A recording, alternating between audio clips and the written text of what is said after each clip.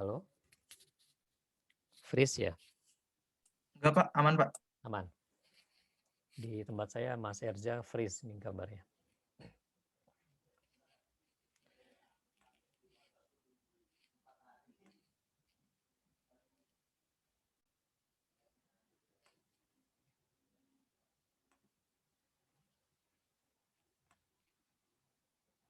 Oke, sebelum kita mulai saya share dulu silabusnya ya teman-teman.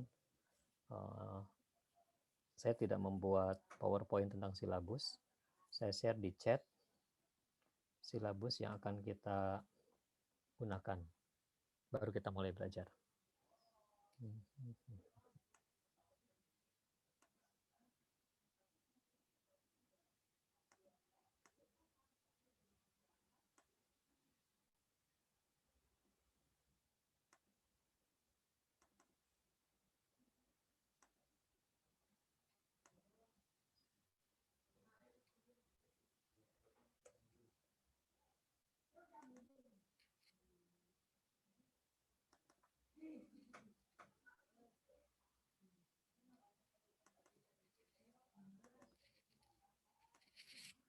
Oke, silakan teman-teman download silabus statistik matematika satunya.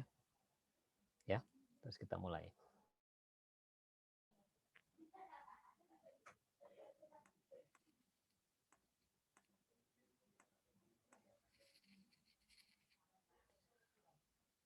Baik, kita mulai ya.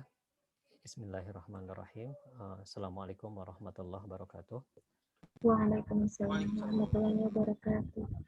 Ya, selamat siang dan salam sejahtera untuk kita semua. Sebelumnya saya perkenalkan diri, nama saya Suryana. Kalau dari namanya udah ketahuan ya, dari Jawa Barat. Saya diberi tugas oleh Ibu Direktur ya,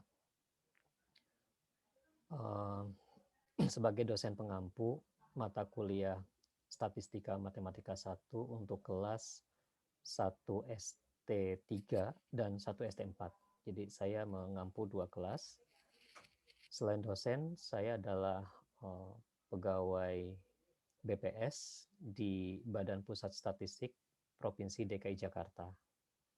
Sebelum di DKI Jakarta, saya bertugas di Papua Barat, di Sorong selama 4 tahun, kemudian lanjut kuliah 2 tahun di ITS, kembali pindah ke Manokwari selama dari 2008 sampai 2018. Jadi 10 tahunnya di Manokwari, 4 tahunnya di Sorong, 2 tahunnya kuliah S2. Itu latar belakang saya.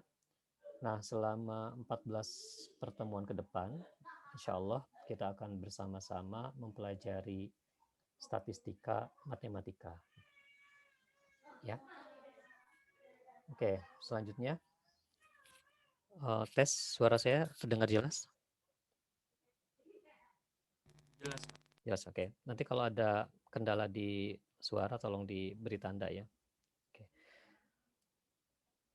Baik, di pertemuan pertama ini saya akan menjelaskan mengapa dan apa tujuan mempelajari statistika matematika. Ya.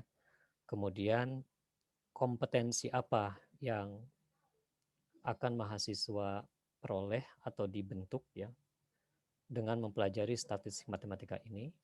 Kemudian kita juga akan melihat daftar materi perkuliahan selama 14 pertemuan nanti, daftar buku referensi yang digunakan, dan bagaimana strategi mencapai tujuan pembelajaran.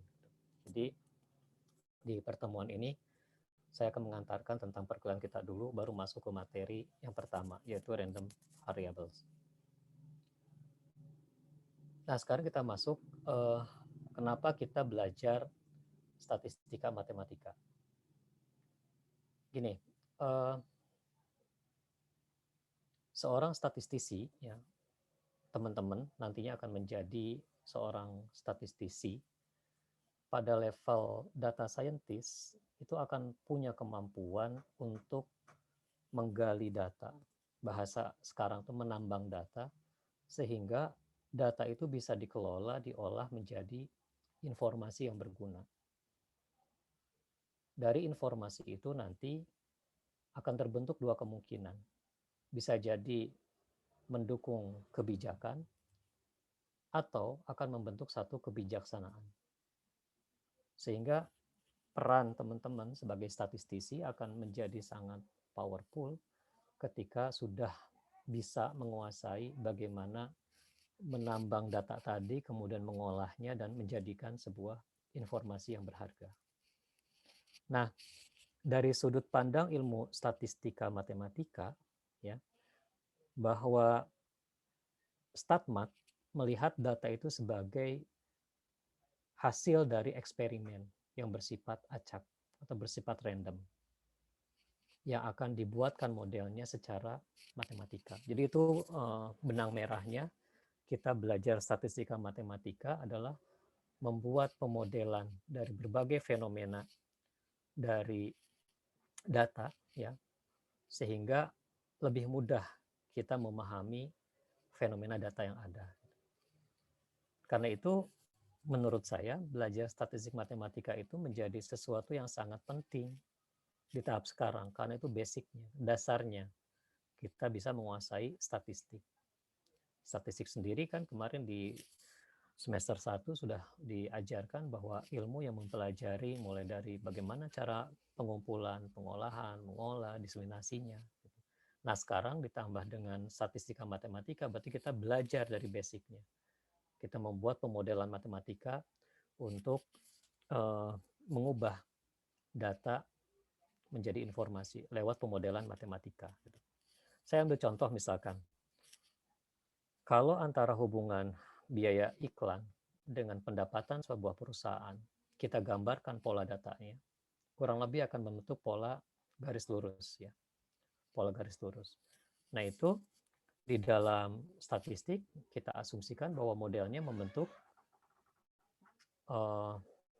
persamaan linear, yaitu Y sama dengan AX plus B ditambah error. Gitu.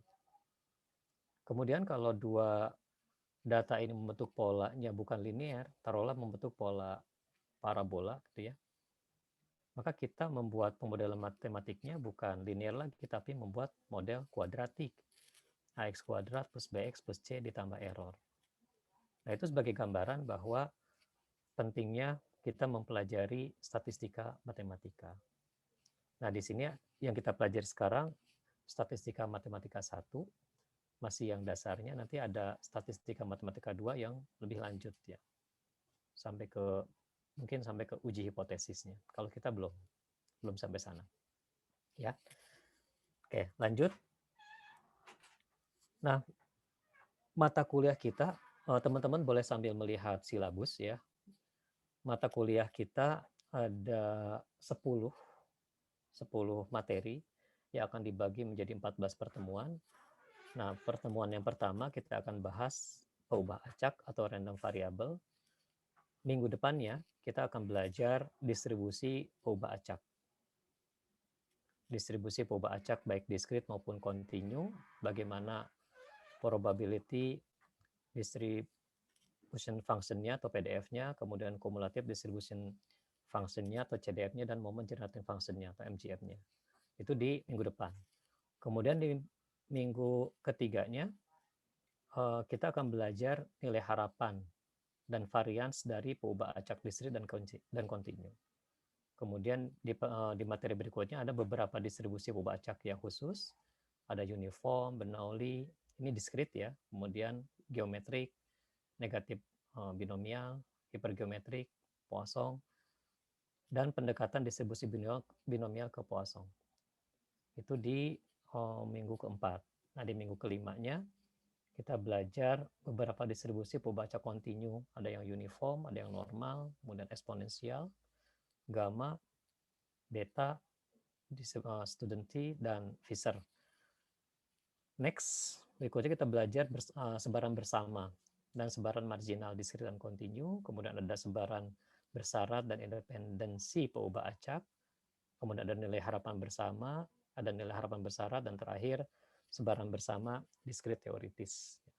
Jadi mungkin agak-agak asing nama-nama yang disampaikan di pertemuan kali ini, Tapi nggak apa-apa, kita akan belajar secara perlahan-lahan ya, perlahan-lahan. Mudah-mudahan semua teman-teman bisa memahami materi ini dengan baik ya. Kemudian di silabus juga teman-teman bisa lihat kompetensi mahasiswa yang dibentuk apa saja.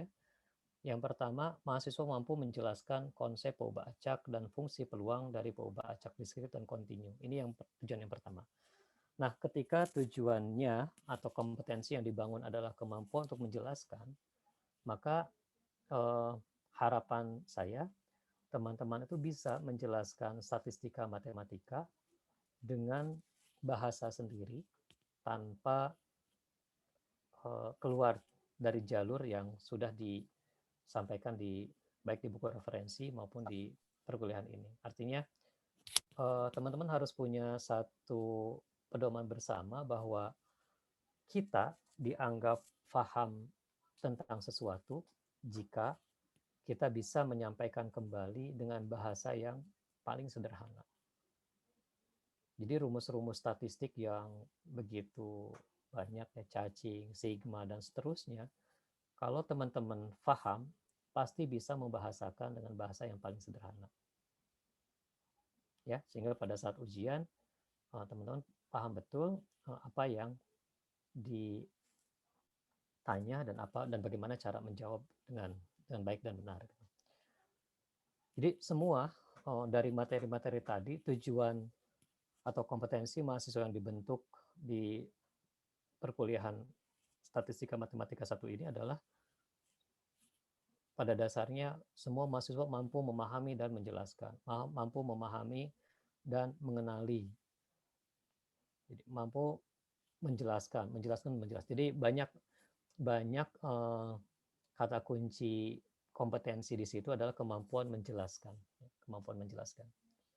Silakan kalau teman-teman punya cara-cara bagaimana menunjukkan bahwa teman-teman sudah memahami materi perkuliahannya, dijelaskan ulang, boleh dengan cara ditulis, boleh dengan cara disampaikan lewat blog, ya, bahwa kita sudah paham materi ini gitu.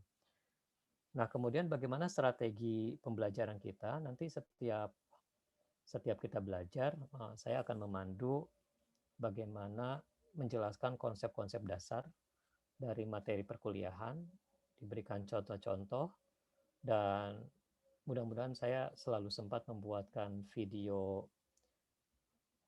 penjelasan tentang materi perkuliahan ya.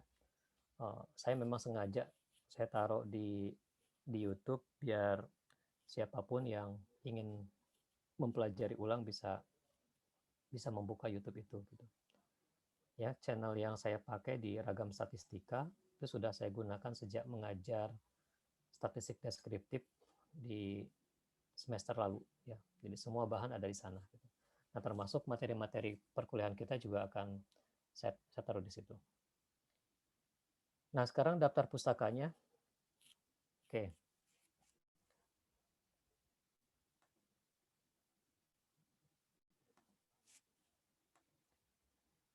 Ya, daftar pustakanya. Yang utama adalah yang pertama. Ada bukunya Bain dan Engelhardt, Introduction to Probability and Mathematical Statistics, second edition, tahun 92. Kemudian ada Mood, Grable, and Bayes, ini Theory of Mathematical Statistics. Kemudian ada Wolfel, ini terjemahan. Tapi saya akan lebih banyak menggunakan yang Bain, karena ini termasuk rujukan yang utama ya.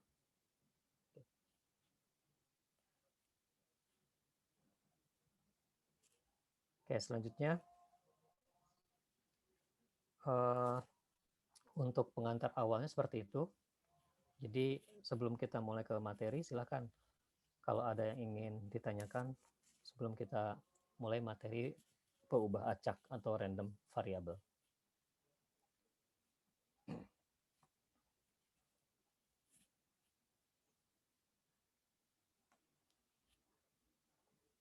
Ada? Kalau tidak ada, kita bisa mulai.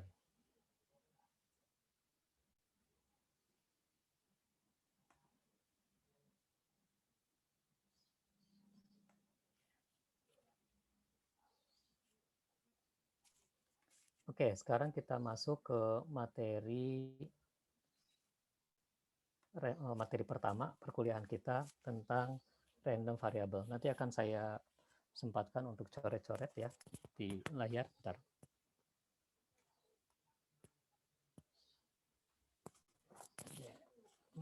Oke, pulpennya ketinggalan.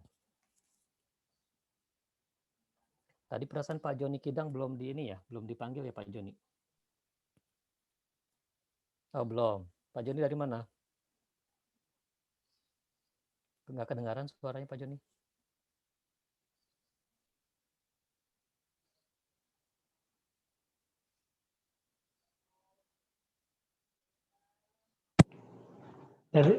Dari Papua, Pak. Oh, dari Papua. Papuanya di mana, Iya. Pak Joni? Saya di Kabupaten Jayawijaya, Pak. Oh, Jayawijaya. Saya belum pernah ke sana, Pak Joni. Keburu Oh, di iya. Sorong. Oke. Baik ya, selamat bergabung Pak Joni. Iya, Pak. Oke.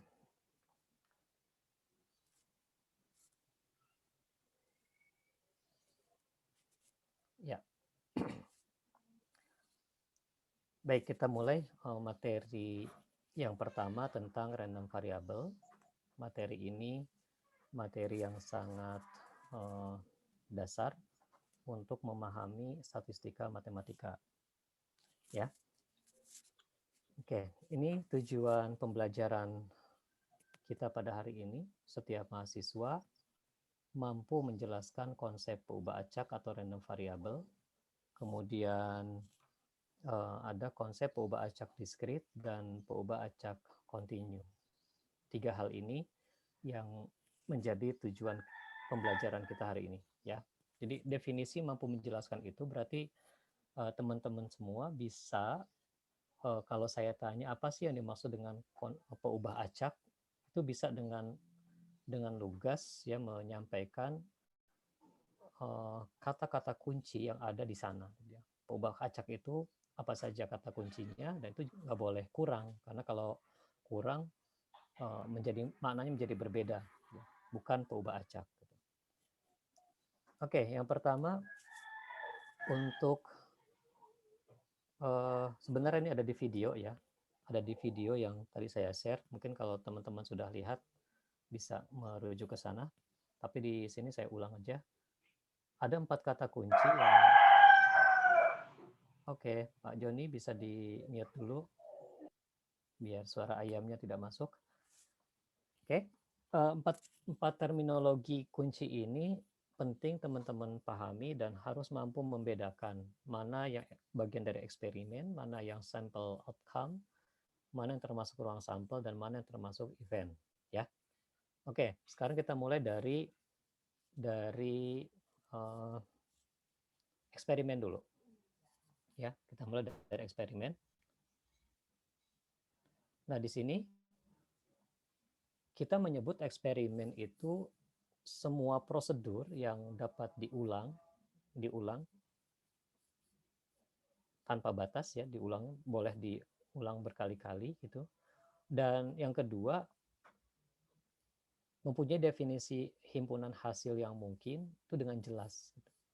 Nah, di sini teman-teman perlu secara jelas memahami bahwa mana bagian termasuk eksperimen dan mana yang bukan. Contoh misalkan, kalau kita mulai dari kasus sederhana, melempar dadu. Ya, melempar dadu. Melempar dadu itu ada yang 4 dadu yang 6 sisi lah yang biasa kita dapatkan ya. 6 dadu ini kita lempar dan kita bisa mengulangi pelemparan dadu itu. Dan setiap permukaan dadu itu punya kesempatan yang sama untuk tampak di bagian atas. Ya. Nah, di situ bahwa pelemparan dadu bisa diulang. Dan setiap permukaan dadu itu punya peluang yang sama untuk muncul di bagian atas. Nah, karena mata dadu ini ada 6, kita bisa mendefinisikan dengan jelas list atau anggota dari kemungkinan-kemungkinan yang akan terjadi. Bisa saja mata dadu 1 yang muncul di atas, bisa mata dadu 2 yang di atas, 3, 4, 5, atau 6. Gitu. Begitu 2 dadu dilempar, maka kemungkinannya bisa mata dadu yang pertama 1, mata dadu yang kedua 1 juga. Atau 1, mata dadu yang pertama 1, mata dadu yang kedua bisa 2. Gitu. Jadi bisa kombinasi. Sehingga kalau digabung-gabung total nanti akan ada sebanyak 36 kombinasi. Dan kita bisa terus mengulang eksperimen pelemparan dadu tadi. Nah sekarang ada nggak contoh yang bukan eksperimen? Ada yang bisa ngasih contoh nggak?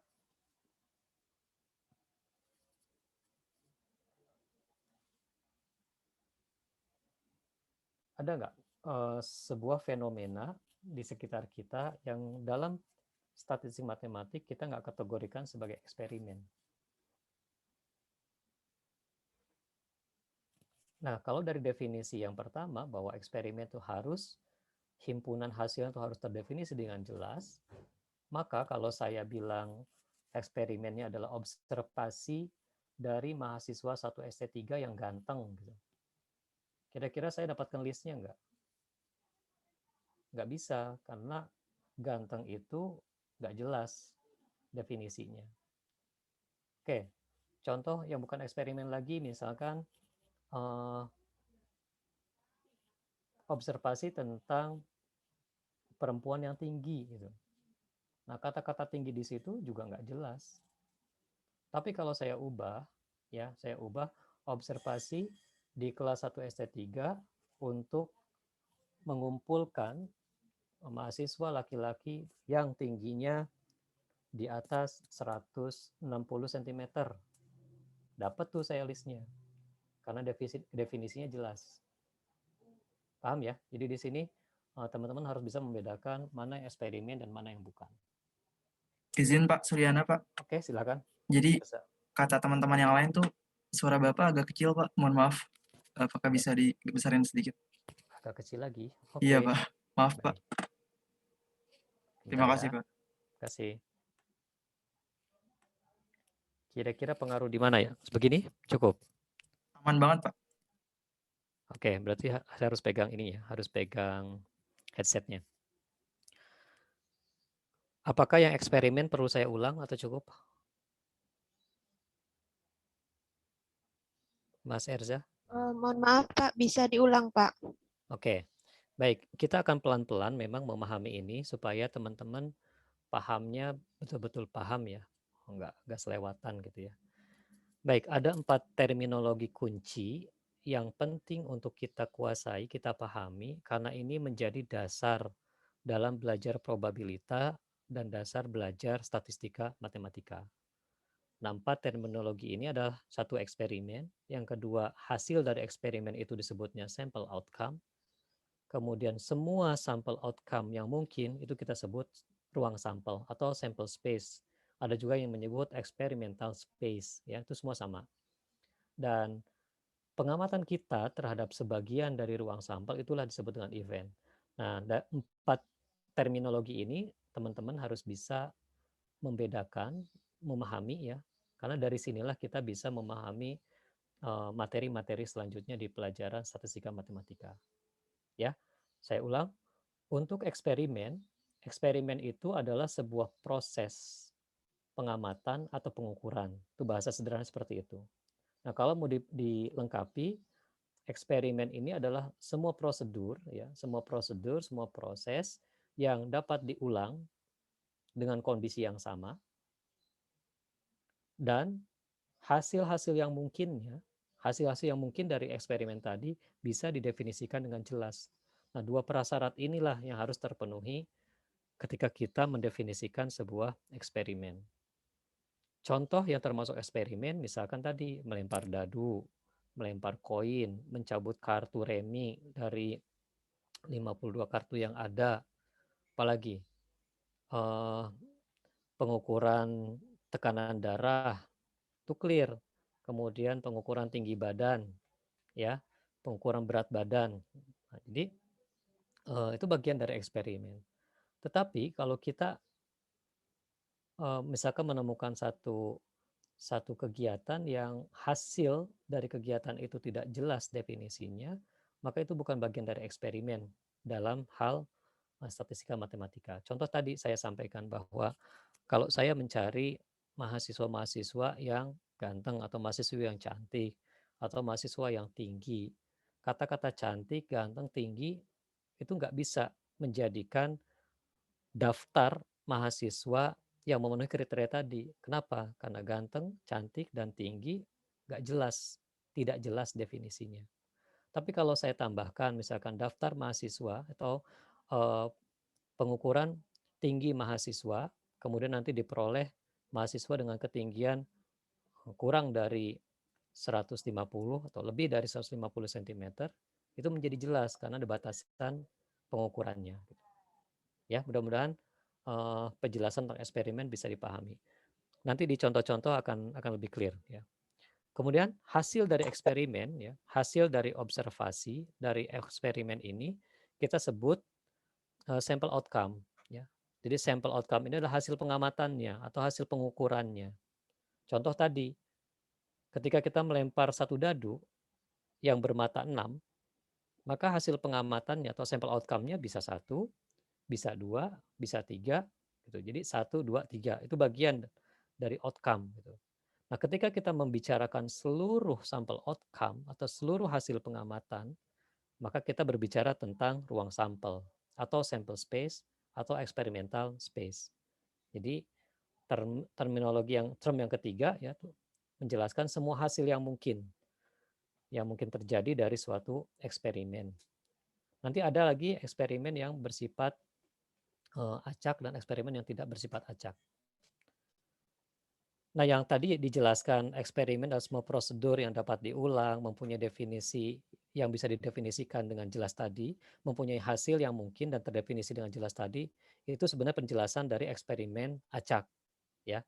Kemudian yang eksperimen yang tidak memenuhi ini dikategorikan eksperimen yang tidak bersifat acak. Kemudian di event adalah bagian dari ruang sampel. Kan tadi ketika kita melempar dadu yang isinya 1, 2, 3, 4, dan 5, dan 6. Nah, yang dimaksud event ini bisa aja kita mengamati misalkan berapa banyak pelemparan dadu yang menghasilkan mata dadu genap. Nah, ketika kita berbicara hanya mata dadu genap saja, ini kan bagian dari ruang sampel. Nah, itulah yang disebut dengan event. Event ini berarti banyak turunannya ya, karena dia himpunan bagian dari ruang sampel. Mata dadu ganjil atau kalau pelemparan 2 mata dadu, berapa yang jumlahnya itu 7, berapa yang jumlahnya 6. Jadi event ini membahas sesuatu yang kita amati atau kita tertarik untuk mengamati dari seluruh anggota dari ruang sampel yang ada. Ya, jadi terminologi ini penting untuk dipahami. Ya, oke. Kemudian, nah setelah kita memahami 4 terminologi kunci ini, baru kita masuk ke random variable. Oke, kita lihat linknya ya, keterkaitannya. Pertama, saya coba langsung buka dari 3 buku yang saya baca ya, bahwa random variable ini semua sepakat. Random variable ini adalah sebuah fungsi. Teman-teman bisa amati di sini ya. Ini fungsi, di sini juga fungsi, di sini juga fungsi. Jadi kata kunci yang pertama dari random variable adalah dia harus berupa sebuah fungsi. Masih ingat definisi fungsi ketika belajar di kalkulus? Ada yang disebut dengan horizontal tangent line test ya. Uji garis horizontal. Kalau garis itu hanya memotong sekali, maka itu termasuk sebuah fungsi. Jadi fungsi itu, contoh ya, kalau kita bicara fungsi, saya hapus. Ketika setiap X itu hanya memiliki satu pasang, ini saya kasih contoh ekstrim ya, bahwa berapapun, ini K, berapapun nilai di X, ini fungsi bukan? 1 nilainya K, 2 nilainya K, 3 nilainya K, 4 nilainya K. Ketika kita berbicara fungsi, maka setiap nilai X memiliki satu pasangan di nilai Y. Kalau kita bicara Y sama dengan fungsi dari X. Pada kasus ini, ketika fungsinya seperti ini, kita masih bisa mengatakan bahwa ini adalah fungsi. Tapi kalau dibalik, apakah X fungsi dari Y? Enggak. Karena satu nilai Y dipasangkan ke 4 nilai X. Jadi ini bukan fungsi ini, yang posisi ini. Tapi kalau posisi Y sebagai fungsi dari X, ya di fungsi. Ya. Jadi kata kunci pertama dari random variable, dia harus berupa sebuah fungsi. Karena random variable bersifat sebagai fungsi, fungsinya itu harus memetakan dari mana ke mana. Jawabannya adalah dia harus memetakan dari setiap sampel outcome tadi yang ada di sampel space ke sebuah bilangan real. Nih, ke sebuah bilangan real. Jadi, kalau waktu pelemparan dadu sekali, ada 1, 2, 3, 4, 5, 6, itu kan titiknya, bukan angkanya ya, itu titiknya. Atau supaya lebih clear, di pelemparan koin, di pelemparan uang, itu ada angka, ada gambar. Kalau di buku, ada head, ada tail, ada dua sisi. Nah, ketika kita terapkan random variable, maka nilai-nilai yang mungkin, misalkan kita ingin mengamati kemunculan angka dalam pelemparan satu kali koin ya, koin sebanyak satu kali. Berapa kali angka muncul? Kan kemungkinan hanya ada 0 atau 1 kan. Kalau angkanya muncul, kita hitung 1. Kalau angkanya nggak muncul, kita 0. Oh, berarti random variable di kasus tadi merupakan sebuah fungsi yang memetakan sampel space yang terdiri dari angka dan gambar, di contoh ini angka dan gambar, ke sebuah bilangan real. Bilangan realnya mana? Yaitu 0 dan 1. Kalau kita bicara pengamatannya atau berbicara eventnya adalah kemunculan angka dalam pelemparan koin. 0, A akan kita berikan nilai 1 kalau dia muncul, tapi kalau G yang muncul akan kita berikan nilai 0. Nah, itu di bukunya Bain. Di bukunya Larson juga sama, bahwa random variable itu sebuah fungsi juga yang menghubungkan ya, that associates numbers, menghubungkan bilangan with some attribute of sample outcome. Sama pengertiannya. Dengan atribut dari sampel outcome. Tadi sampel outcome adalah hasil dari eksperimen yang bersifat acak tadi ya, yang dianggap penting. Nah, di sini yang dianggap penting itu maksudnya eventnya. Eventnya apa gitu di sini. Nah, sementara di bukunya Hogg, McKean, dan Craig, random variable juga sama. Dia adalah sebuah fungsi. Dia sebutlah fungsinya fungsi X, ya, which assigned to each element, yang menghubungkan setiap elemen dari sample space, C ini adalah sample space di kalimat atasnya, dengan sebuah bilangan, ya, dengan sebuah bilangan X sama dengan X. Itulah disebut dengan random variable. Clear? Nah, sehingga saya simpulkan dengan bahasa sederhana, random variable itu ya sebuah fungsi, yang fungsi itu memetakan setiap kemungkinan hasil dari suatu peristiwa atau event yang diperoleh dari percobaan acak, ya, eksperimen, random eksperimen, ke bilangan real. Jadi kita bicara random variable nanti adalah berupa angka atau numerik, ya, bilangan real atau bahasanya numerik. Kita tidak lagi bicara non numerik. Kita tidak lagi berbicara head and tail, kita tidak berbicara mata dadu, kita tidak lagi berbicara as, kemudian king, queen, nomor 1, 2, 3 sampai seterusnya di kartu remi gitu ya. Tapi yang kita bicarakan sudah berupa angka-angka. Karena kita bicaranya random variable. Oke, sampai di sini dulu. Ada yang ditanyakan nggak? Pengertian dasar dari random variable.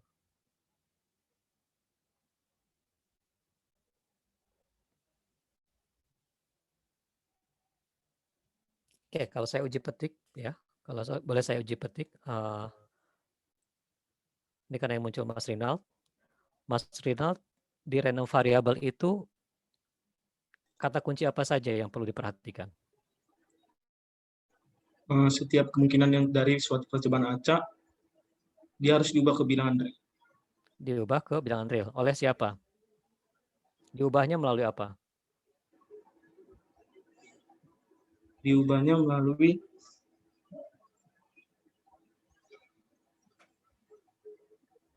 tanpa ini, maka pengubahan dari setiap kemungkinan hasil ke bilangan real tadi nggak terjadi.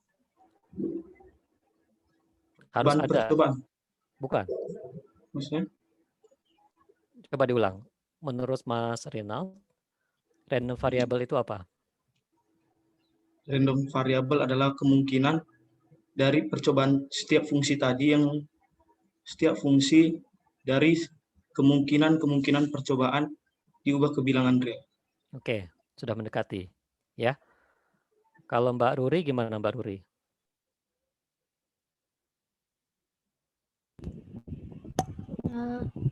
Random variable itu sebuah fungsi kemungkinan hasil pengamatan ke bilangan real. Sebuah fungsi hasil pengamatan ke bilangan real. Iya. Oke, masih kurang tepat. Dia fungsi itu ngapain gitu? Fungsi itu berfungsinya sebagai apa?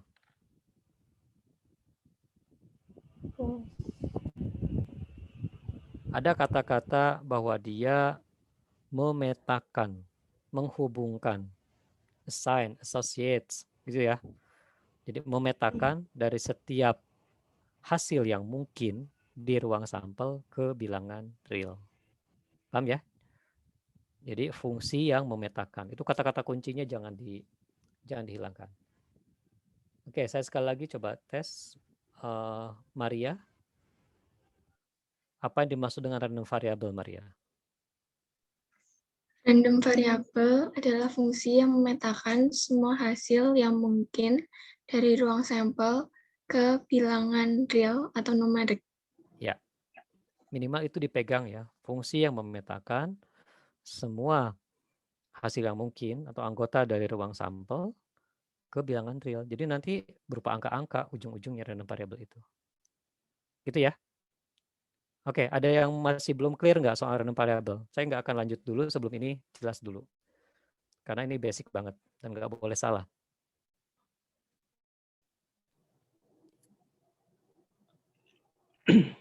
Kalau ada yang mau bertanya, silakan.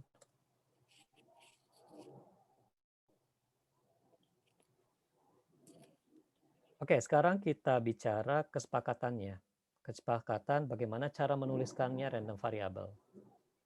Ya. Oke, random variable, ya, random variable saya singkat RV.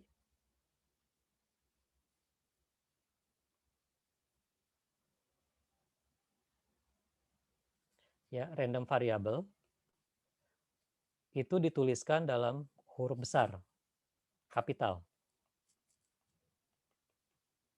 Boleh X, boleh Y, boleh Z, ya, boleh A, boleh B.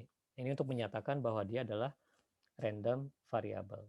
Nah, sementara nilainya, nilai dari random variable kita tuliskan dalam huruf kecil. Huruf lawan kapital apa? Huruf kecil ya.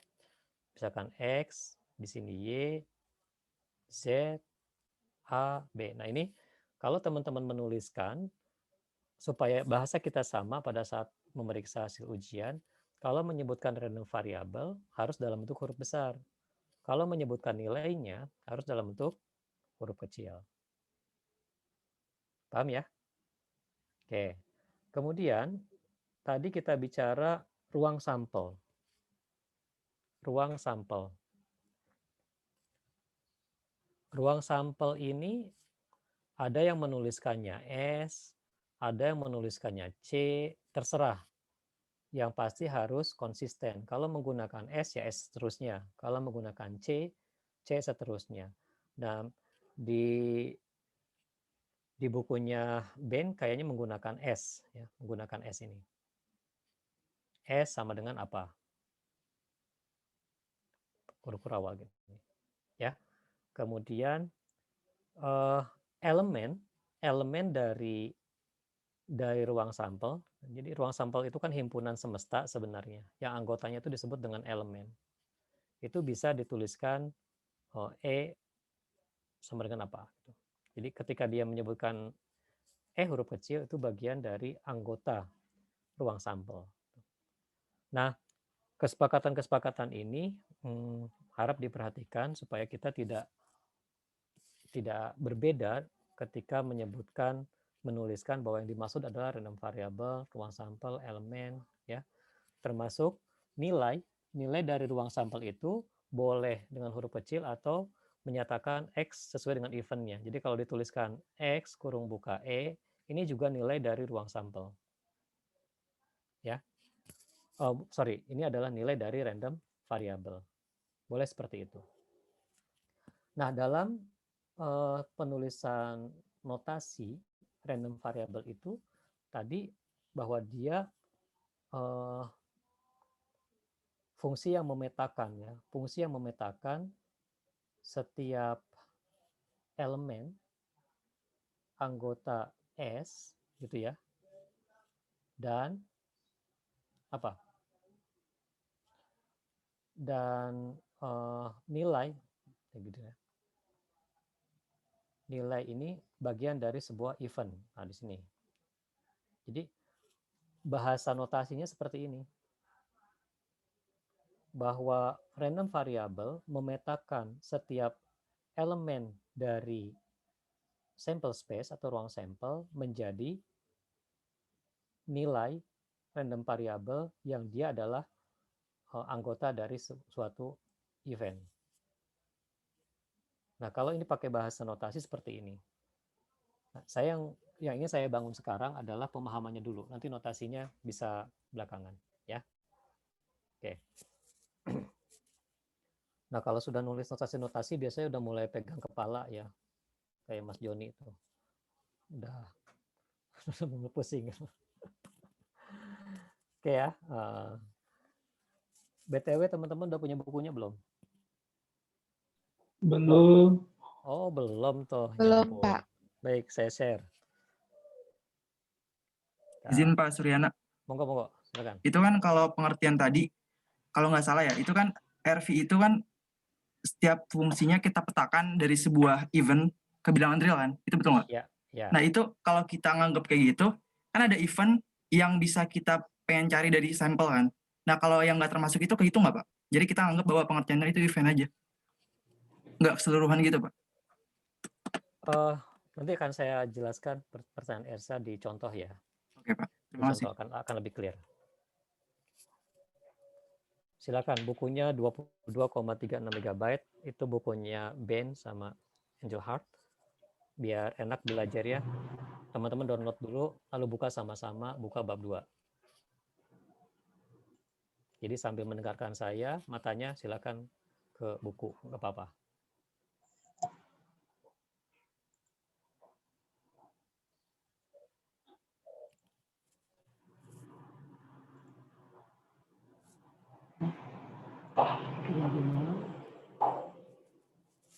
Nah, sekarang coba sambil nunggu uploadan bukunya, saya ambil contoh ya buat menjawab pertanyaan Ersa.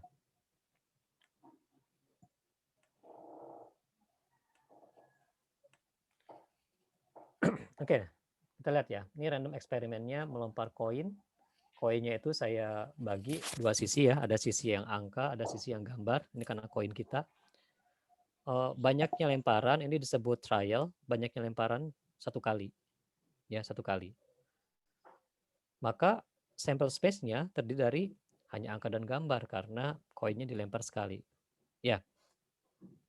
Nah, sekarang eventnya adalah penampakan angka pada permukaan koin bagian atas. Saya harus menjelaskan clear ini karena kalau koinnya itu dilempar nggak balik lagi, bukan itu maksudnya gitu loh. Jadi koin dilempar terus di lantai atau di permukaan tanah, nah bagian atasnya itu kita amati. Nah, di event ini kita hanya mengamati kemunculan angkanya. Nah, random variabelnya saya nyatakan dengan X besar, ya, adalah jumlah angka yang muncul pada pelemparan koin satu kali. Dari sini teman-teman udah mulai merasakan nggak? Ketika X-nya itu didefinisikan dengan jumlah angka, pasti hasilnya bilangan real apa enggak? Pasti bilangan real kan ya? Karena itu nilai X-nya, ya, nilai X-nya akan, kalau misalkan dilempar A yang muncul, ada berapa A yang muncul? 1. Nah, berarti nilainya bisa 1. Kemudian kalau dilempar koinnya yang muncul adalah G atau gambar, berapa angka yang muncul? 0 kan? Jadi berapapun pengulangan atau eksperimen ini dilakukan, kemungkinan munculnya hanya akan ada angka atau gambar. Kalau dikuantifikasi atau dibikin numerik, maka yang muncul hanya mungkin 0 dan 1, 0 dan 1 dan seterusnya. Sehingga di penulisan notasinya bisa seperti ini, bahwa event ini adalah elemen atau bagian dari anggota, ya, anggota dari himpunan semesta, anggota dari himpunan sample space A, G. Secara umum kita tulis di sini bahwa elemen ini adalah anggota dari S. Kemudian dinilai random variable, nilai dari variabel X untuk satu event itu bisa 0. Untuk event ini, ya, dalam hal ini penampakan jumlah penampakan angka di pelemparan koin, dia bernilai 0 kalau A komplement. Kemudian dia bernilai 1 kalau A yang muncul gitu. Nah, random variable ini memetakan, saya kasih gambar panah, memetakan dari seluruh sample space, dari seluruh anggota sample space ke bilangan real. Dari A ke G dipetakan menjadi 0 atau 1. Jadi bukan hanya dari event aja, Mas Ersa. Tapi dia sumbernya dari semua anggota sample space. Oke, terima kasih Pak. Pak Ucup jelas? Jelas Pak, jelas. Jelas. Oke, sekarang saya pindah ke contoh berikutnya, ke contoh yang kedua. Sekarang koinnya 1, ya, tapi dilemparnya sebanyak 2 kali. Berarti ini trial, yang 2 kali itu disebutnya trial. Pengulangan atau percobaannya 2 kali. Maka sampel space yang ada, sampai di sini ada nggak yang nggak paham bagaimana menentukan anggota dari sampel space? Kenapa munculnya angka-angka, angka gambar, gambar angka, gambar-gambar? Saya tes dulu deh dari Papua dulu, Pak Joni.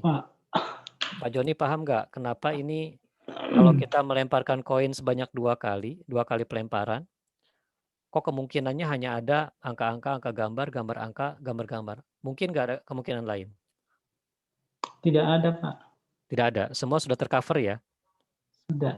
Oke, nah cara untuk menyusun anggota dari sample space, teman-teman bisa menggunakan diagram, misalkan gini ya, pelemparan 1, ini pelemparan 2. Itu ya. Ketika pelemparan 1 muncul angka, maka di pelemparan 2 ada 2 kemungkinan. Bisa angka, bisa gambar. Selesai ya. Berarti outcome-nya tadi ya, sampel outcome-nya adalah angka-angka, angka gambar. Sekarang di pelemparan pertama muncul gambar. Di pelemparan kedua ada 2 kemungkinan. Bisa angka, bisa gambar. Sehingga outcome-nya menjadi gambar angka, gambar-gambar. Nah, dengan teknik seperti ini, teman-teman tidak akan ada yang kelewat anggota dari sample space. Paham ya? Oke. Sekarang eventnya apa? Eventnya saya tertarik dengan penampakan gambar. Kemudian random variabelnya saya hitung jumlah gambar yang muncul dari pelemparan 1 koin sebanyak 2 kali. Oke, kita hitung sekarang. Kalau angka-angka yang muncul di pelemparan 1 dan 2, berapa jumlah gambarnya? Jumlah gambarnya. Tentu di sini 0 kan? Ya, di sini 0. Kalau di angka gambar, berapa jumlah gambarnya? 1. Kalau digambar angka, berapa jumlah gambarnya? 1 juga. Kalau digambar-gambar, berapa jumlah gambarnya? Ada 2. Oh, ternyata nilai yang mungkin dari random variable adalah hanya ada 0, 1, dan 2. Maka saya tuliskan di sini bahwa nilai random variable Y hanya mungkin 0, 1, dan 2. 0 kapan? Kalau yang muncul angka-angka. 1 kalau yang muncul angka gambar, gambar angka. Dan 2 hanya kalau yang muncul gambar-gambar. Sampai di sini clear? Ada yang bertanya atau cukup jelas? Sehingga random variable Y ini, ya, random variable Y ini adalah sebuah fungsi yang memetakan setiap elemen atau setiap anggota dari sampel space, dari ruang sampel, ke bilangan real. Bilangan realnya ini adalah 0, 1, dan 2. Paham? Oke, di contoh ketiga, ya, di contoh ketiga, sekarang pelemparannya 3 kali. Tentu di sini muncul pelemparan ketiga. Ya, muncul pelemparan ketiga di sini. Sehingga dihasilkanlah anggota dari ruang sampelnya seperti ini. Nah, silahkan. Saya tidak perlu menjabarkan di hasil pelemparan ketiganya ya, karena di sini tinggal dipasangkan aja. Berikutnya angka gambar, angka gambar, angka gambar gitu ya. Sehingga muncul ada 8. Ada 8 outcome atau ada 8 sampel outcomes. Nah, lalu sekarang apa eventnya? Saya masih memperhatikan kemunculan gambar di pelemparan 1 koin 3 kali tadi. Kemudian saya punya random variable Z adalah jumlah gambar yang muncul dari pelemparan 1 koin sebanyak 3 kali. Maka angka yang muncul gimana? Bilangan real yang mungkin ada hanya ada 0, 1, 2, dan 3. 0 kapan? Kalau A yang muncul. Nggak ada gambar satupun yang muncul di pelemparan 1, 2, dan 3. Gambar muncul 1. Nah, 1, 2. Oh, ini ada kurang ya. Ini harusnya apa? AAG, AGA, dan oh, ini nggak ada. Yang ini nggak ada, tolong dicoret ya. Dan GAA. Hanya itu gitu ya. Hanya 1 muncul gambarnya. Kemudian gambar muncul 2 ada di sampel outcome yang ini. AGG, GAG, dan GGA. Tuh jumlahnya 2. Dan terakhir kalau muncul GGG, gambar pada pelemparan 1, 2, dan 3, maka jumlah gambar yang muncul ada sebanyak 3. Nah, inilah bilangan realnya. Dengan demikian, ya kembali lagi definisinya, random variable adalah sebuah fungsi yang memetakan setiap anggota dari ruang sampel ke bilangan real dari random variable. Bilangan real sebagai nilai dari random variable. Oke, berikutnya. Apakah bukunya udah di-download? Udah, silakan dibuka di bab 2 ya, di bukunya Bin. Itu ada di bab 2. Yang saya sajikan di PowerPoint adalah rangkumannya.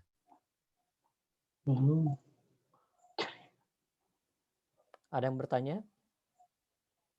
Belum terdownload, Pak. Kenapa? Lemot? Iya, Oh, lagi pakai. Oke.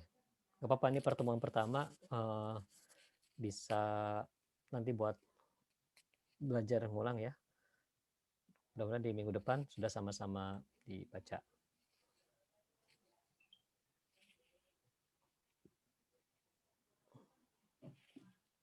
Ya, cara mempelajari buku StatMat, teman-teman mulai dari definisi, ya. Saya buka aja di sini deh, biar sekalian. Ya, bisa kita mulai dari definisi. Apa itu definisi random variable? Tadi sudah dijelaskan bahwa random variable adalah fungsi yang memetakan setiap anggota dari sampel space atau ruang sampel ke bilangan real. Tuh di situ ada each possible outcomes. Each possible outcome A in S. Jadi setiap hasil yang mungkin dari E yang merupakan elemen dari S. Elemen dari S. Oke. Nah, di sini yang saya sebutkan tadi, capital letters itu ada di sini, bahwa X, Y, Z itu menyatakan bahwa itu adalah random variable, sementara lowercase-nya huruf kecilnya menunjukkan X, Y, dan Z. Oke, sekarang contoh yang kedua langsung saya ambil dari buku Ben dan Angel Heart-nya. Ini ada dadu 4, matanya ada 4. Kira-kira bentuk dadunya kayak apa tuh? Ya, dadu yang matanya ada 4. Dadu kita biasanya 6, ya. Nah, di sini ada dikasih nomor 1, 2, 3, dan 4. Kemudian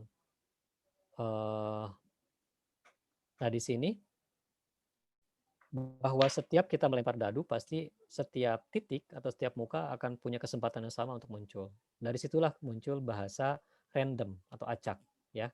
Nah, sekarang kita punya game dengan melempar 2 dadu sekaligus dan skor maksimalnya itu yang menjadi eventnya, itu yang menjadi pengamatan kita. Skor maksimal. Oke. Skor maksimalnya itu yang menjadi pengamatan kita. Udah? Nah, kemudian dari sini dadu yang pertama kan ada 1, 2, 3, 4. Dadu yang kedua juga ada 1, 2, 3, 4. Nah, ketika dilempar, dadu yang pertama misalkan 1, dadu yang kedua nilainya 4. Atau dari bawah deh, 1, 1, 1, 2, 1, 3, 1, 4. Itu maksudnya pasangan dadu pertama 1, pasangan kedua 1, 2, 3, dan 4. Ya. Nah, dari setiap titik ini, yang dicari apanya? Yang dicari adalah nilai maksimumnya. Kalau 1, 1 maksimumnya berapa? 1.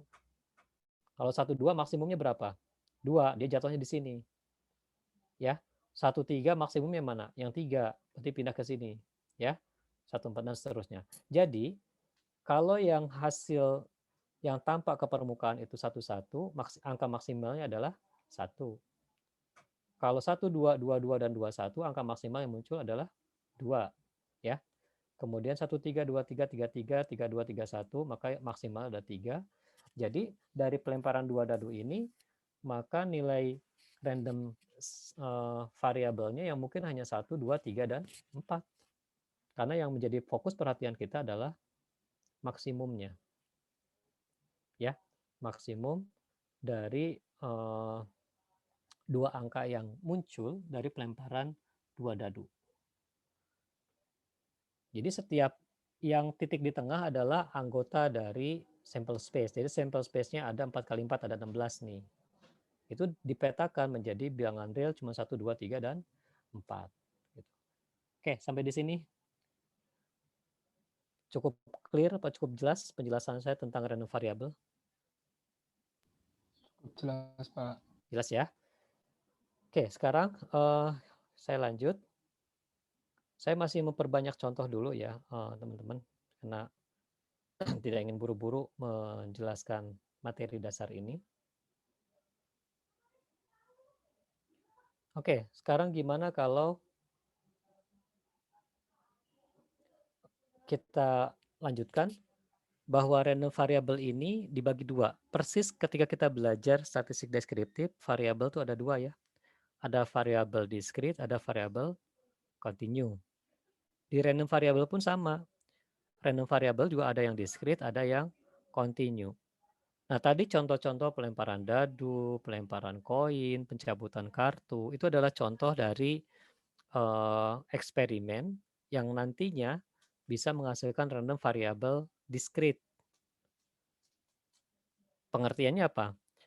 Discrete random variable jika himpunan dari semua nilai yang mungkin adalah himpunan yang anggotanya dapat dihitung atau countable atau infinite bahasa di bukunya. Ya, kalau kita buka buku Bain, kita lihat ya buku Bain, pengertian dari discrete random variable itu seperti apa?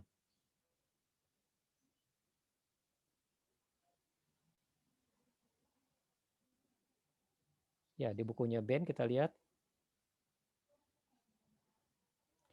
discrete random variable itu didefinisikan ya jika himpunan dari semua nilai yang mungkin dari suatu random variable X adalah himpunan countable, himpunan yang dari hasil penghitungan atau bisa dihitung, ya. Nilainya adalah X1, X2 sampai Xn atau X1, X2 dan seterusnya, maka X disebut sebagai discrete random variable. Dengan fungsi, ya fungsinya nih fx sama dengan peluang dari X sama dengan X kecil ya, di mana X-nya adalah X1, X2 dan seterusnya. Nah, that assign the probability of each possible value X will be called the discrete probability density function. Ini yang kalimat keduanya bagian dari materi pembelajaran minggu depan. Hari ini kita hanya akan membahas random variable, discrete dan continue dulu. Nanti pembahasan tentang peluang, ya, discrete probability density function-nya akan kita bahas di minggu depan. Tapi pengertian dari discrete random variable yang atas ini, ya, yang atas ini. Oke. Sementara untuk continue random variable, ini pengertiannya tidak selugas dari pengertian discrete random variable. Kenapa? Karena pada saat menjelaskan continuous random variables, sudah langsung dihubungkan ke cumulative distribution function. Ini dia ada di halaman 64. Bahwa sebuah random variable X disebut random variable yang continuous jika ada sebuah fungsi fx, kita sebut sebagai PDF, probability density function, dari X, sehingga hasil cumulative density function-nya akan dinyatakan seperti ini, ya. Itu adalah sebuah fungsi yang continue. Dari definisi dulu. Ya, ini random variable X is called a continuous random variable if there is a function fx called a probability density function of X such that the CDF can be represented as ini. Jadi fungsi kumulatifnya harus bersifat continue. Nah, ini ditegaskan lagi di sini. Bahwa sebuah fungsi PDF, tapi ini pembahasan minggu depan ya, ini untuk pengantar awalnya aja, bahwa dikatakan continue jika dan hanya jika memenuhi persyaratan ini, bahwa efeknya lebih besar dari 0 dan semua hasil integralnya bernilai 1. Atau nilai peluang untuk semuanya bernilai 1. Gitu. Jadi itu pembeda antara discrete random variable dan continuous random variable.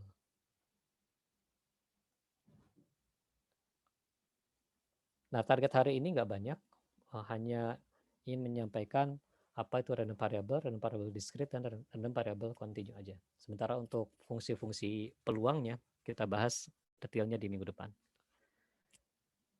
Oke, sekarang saya kembali hadirkan contoh untuk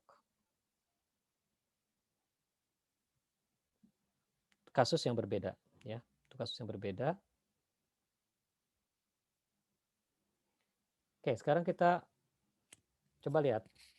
Kalau random variabelnya itu jumlah kemunculan angka pada pelemparan koin, tadi sudah kita bahas bahwa itu adalah contoh dari random variable yang bersifat discrete. Atau jumlah tendangan penalti tim sepak bola yang masuk ke gawang, karena itu jumlah countable, itu juga discrete. Tapi contoh dari continuous random variable seperti apa? Seperti poin 3 dan 4. Kalau teman-teman misalkan naik kereta api, ya, kereta Argo Dwi Pangga Luxury di Stasiun Gambir di Jakarta pada pagi hari.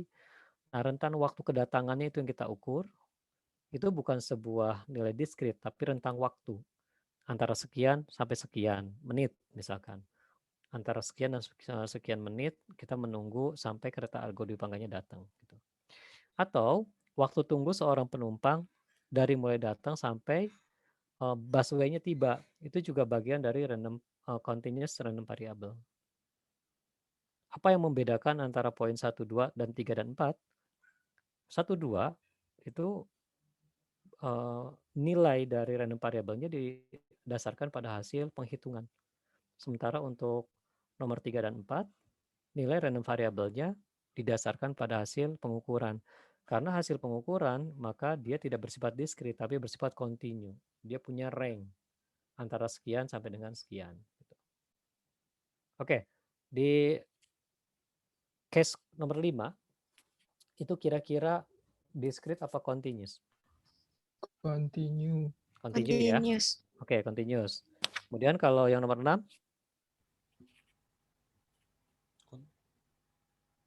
jumlah pendapatan supir ojek online dalam 1 hari. Discrete, Pak. Kenapa discrete? Discrete. Saya pernah baca kalau nggak salah di buku Pak Pranto tuh, kalau uang dijadiin discrete karena tergantung nominal zaman sekarang. Enggak gitu nggak, Pak? Terlalu kecil kalau kita pakai satuan 1 perak gitu. Betul Oh nggak? gitu. Atau salah? Jumlah pendapatan ketika orang sudah naik ojek online menggunakan menggunakan aplikasi online ya, dan ternyata satuannya memang tidak sampai angka di belakang koma, boleh kita katakan ini sebagai discrete. Ya, tapi kalau kayak tadi, misalkan pengukuran suhu, itu kan angkanya nggak infinite maksudnya ya. Tapi continuous dalam arti bahwa kalau saya mengenalinya dari ketelitian yang ditetapkan 2 angka di belakang koma, 3 angka di belakang koma, itu menunjukkan bahwa continue. Jadi boleh bagi yang berpendapat bahwa pendapatan itu diukurnya dengan discrete, alasannya karena tadi. Tapi kalau misalkan pendapatan itu memuat koma-koma di belakangnya karena penghitungannya menggunakan rumus tertentu atau berasal dari pengukuran, nah itu akan berbeda hasilnya menjadi continuous. Jadi ini tergantung sudut pandangnya. Ya, oke. Nah sekarang kita coba contoh random variabel bersifat discrete atau discrete random variable. Kali ini yang dilempar adalah dadu ya, yang di roll adalah dadu. Ini dadu dengan 6 mata dadu ya. Kalau sekali lempar tentu sample space-nya antara 1 sampai 6 gitu ya. Kemudian eventnya apa? Kalau kemunculan mata dadu genap, maka nilai dari random variabelnya hanya 0 dan 1 kan ya. 0 kalau yang muncul ganjil, 1 kalau yang muncul genap kan gitu. Ya, demikian juga pelemparan 2 mata dadu sebanyak 1 kali. Ini ada berapa di sini? 11, 12 sampai 66 ini ada 36 sebenarnya. Cuma saya nggak daftarkan semuanya. Yang menjadi eventnya apa? Kemunculan mata dadu yang paling kecil. Karena yang paling kecil, maka yang mungkin hanya ada 1, 2, 3, 4, 5, 6 gitu ya. Sama seperti di case-nya buku Ben, hanya dia mata dadunya 4. Gitu. Jadi nilai yang mungkin untuk random variable Y-nya adalah 1 sampai dengan 6. Oke. Kemudian soal kartu nih, teman-teman ada yang kartu ya. Kartu itu ada 52 set. Kalau bagi yang belum pernah megang kartu remi, 52 set ini kita bagi menjadi berapa warna? 4. Warna dulu. 2, astagfirullah. Ya, ada hitam, ada merah. Berarti hitam 26, merah juga 26. Ya. Yang hitam terdiri jadi berapa kartu? Hitam itu ada apa? Keriting sama waru. Oke, keriting ini ya. Sama waru gini. Waru. Ya, saya gambarnya kurang bagus ya. Keriting itu clever. Clever yang waru ya. Clever kalau yang keriting ini saya lupa istilahnya di bahasa Inggrisnya. Klub, Pak, yang keriting. Apa? Klub. CLUB. Club, oke. Ya. Club. Kemudian yang merah ada berapa? Ada 2 ya. Ada diamond. Diamond sama heart. Ya, diamond sama heart. Tulisannya makin error nih. Heart. Heartnya gini. Ya. Nah, masing-masing 13 nih. 13 ya. 13 kartu ini terdiri dari apa? 1 itu as, gitu ya. 2, 3 dan seterusnya sampai dengan 10 ya. Kemudian mulai dari 11, 12, 13 Jack, King, Jack, Queen dulu, Jack, Queen sama King. Nah, inilah posisi kartu remi. Paham ya?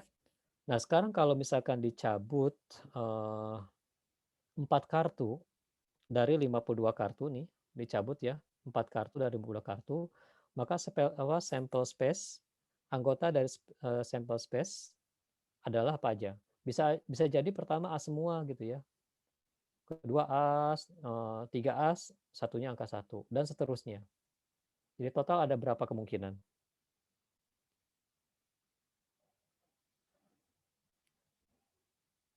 Ada yang tahu nggak? Berapa anggota dari NS? Ada yang tahu?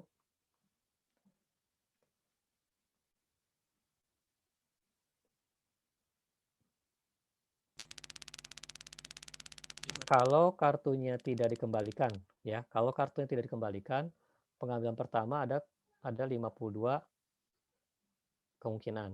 Ya, penarikan kartu yang kedua ada 51.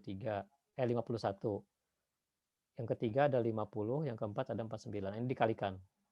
Nah, itulah kemungkinan jumlah dari ruang sampelnya. Jumlah anggota ruang sampelnya ada sebanyak 52 kali 51 kali 50 kali 49. Ada banyak. Ya. Nah, eventnya adalah yang kita perhatikan adalah kemunculan kartu as atau kartu as yang tercabut.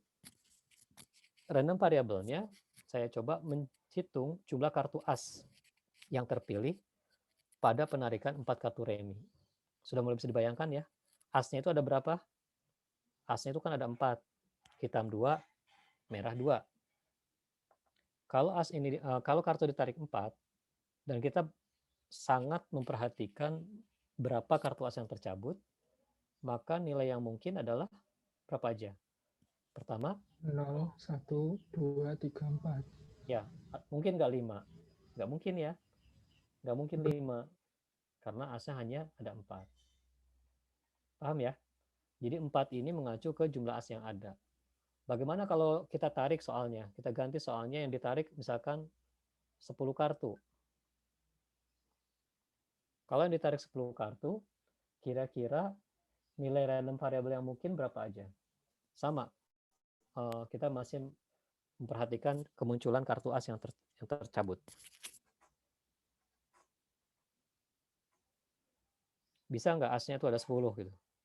Tidak. Nggak bisa ya. Tetap maksimumnya 4 karena as hanya ada 4. Oke. Nah, kemudian di case yang kedua sama menarik kartu, tetapi random variabelnya saya ganti. Jumlah kartu hitam yang terpilih pada penarikan 4 kartu rem. Ini kartu asnya tolong diganti ya. Ini harusnya kartu hitam. Ini kartu hitam.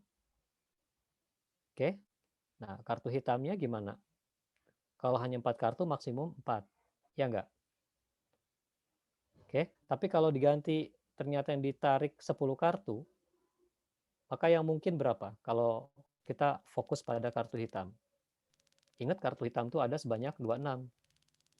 Kalau yang ditarik 10 kartu berarti angka maksimum, bilangan real maksimumnya adalah dilanjutkan sampai dengan 10. Paham ya? Ini jika 10 hitam terpilih. Gitu. Nah, mudah-mudahan dengan contoh-contoh ini teman-teman bisa paham ya mana yang dimaksud dengan random eksperimen, mana yang sample space, eventnya yang mana, kemudian random variabelnya itu yang mana, dan kita bisa dengan pasti menyebutkan nilai-nilai dari random variable tersebut.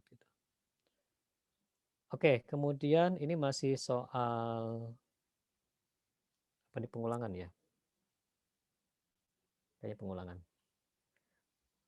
Oke, jadi nah untuk contoh continuous random variable akan saya bahas di pertemuan mendatang ya, karena itu sudah melibatkan ke cumulative distribution function, sehingga saya khawatir kalau menjelaskan itu di awal membuat pemahaman teman-teman menjadi apa ya, sedikit terganggu karena sudah masuk ke materi yang berikutnya.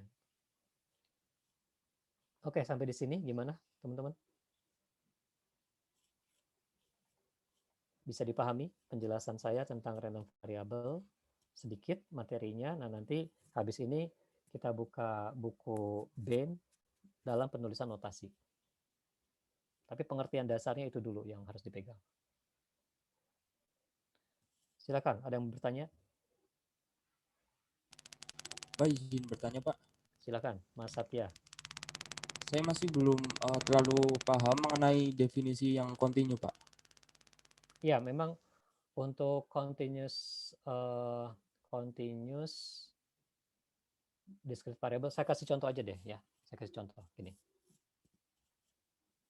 Tapi nanti realnya di variable randomnya akan sedikit confuse.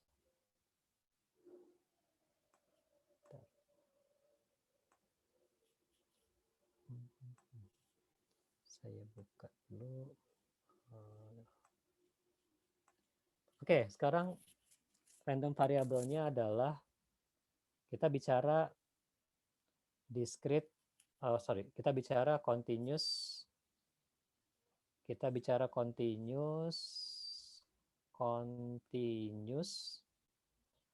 random variable, ya. Oke, sekarang apa eksperimennya?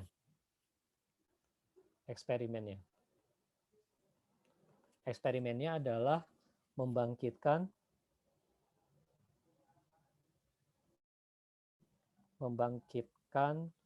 bilangan real antara 0 dan 1. Membangkitkan bilangan real antara 0 dan 1. Kalau teman-teman punya kalkulator atau pakai Excel, ren sama dengan ren gitu. Kita enter nanti akan muncul bilangan antara 0 dan 1. Nah, di case ini kita hanya akan bisa berbicara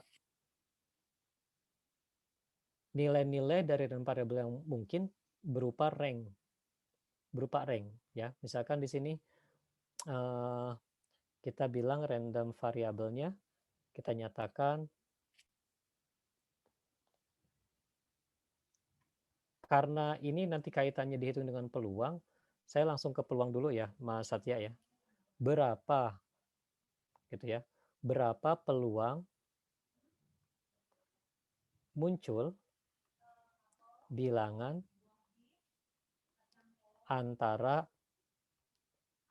misalkan antara 0 dan 0,03 misalkan gitu. Ini ada angka, ada 0, di sini ada 0,03. Dari rank yang ada 0 sampai dengan 1. Nah, ketika kita bicara peluang munculnya bilangan antara 0 sampai dengan 0,3, kita tidak lagi berbicara berapa munculnya angka 0,03. Karena kalau kita bicara ini, satu titik, agak sulit. Gitu. Nah, yang kita bicarakan justru berapa peluang munculnya bilangan di antara rank tertentu. Sehingga kalau teman-teman boleh gambarkan perbedaan continuous dengan discrete, kalau kita bicara discrete, taruhlah misalnya sama-sama bicara peluang. Saya sudah mendahului pertemuan minggu depan. Ketika kita bicara discrete, mata dadu saja di sini.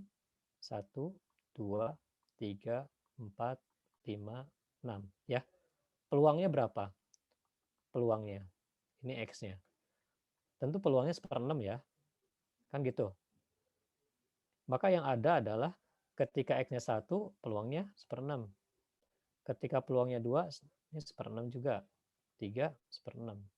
4, 1/6. 5, 1/6. 6, 1/6. Tampilannya seperti ini. Tetapi ketika ini yang discrete. Tetapi kalau kita bicara yang continuous, maka X-nya itu berupa range di sini. Dan fungsinya nggak tahu dia uniform. Jadi kalau boleh digambarkan, fungsinya itu bisa begini. Artinya setiap titik punya nilai. di fungsi peluangnya. Makanya saya menghindari pembahasan ini dulu, karena memang menjelaskan continuous random variable akan lebih mudah ketika kita sudah berbicara sampai ke peluang, distribusi peluangnya. Sementara gitu dulu Mas Satya.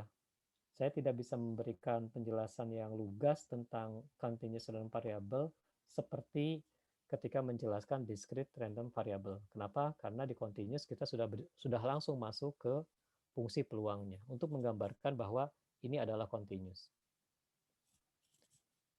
Itu Mas Satya.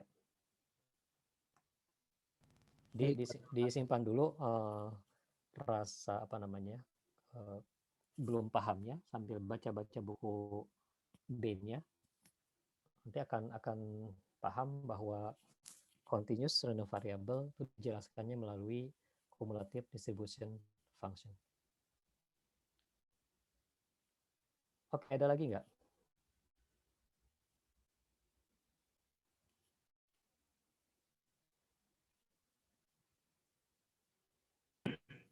Pak, izin bertanya. Silakan. Yang untuk kartu itu tadi belum mengerti Pak, soalnya nggak tahu. Oh, nggak tahu. Kartu itu apa namanya? Kartu remi namanya. Iya, nggak pernah main itu. Jadi untuk memahaminya agak susah begitu Pak. Oke. Baik, saya jelaskan secara lugas di sini ya. Kita bahas kartu. Saya juga nggak suka main ya, cuman karena belajar statistik jadi tahu ya. Kan mainnya bisa cangkulan, bisa QQ ya. Kok katanya nggak bisa main. Oke, intermezzo ya. Jadi ini kartu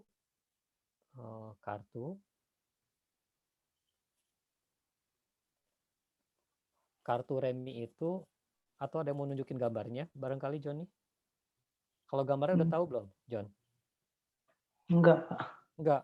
Waduh. Enggak, Pak. Kayaknya Johnny ini anak baik nih, nggak pernah main kartu. Benar. Nah, mudah-mudahan kalau ini bisa jelas.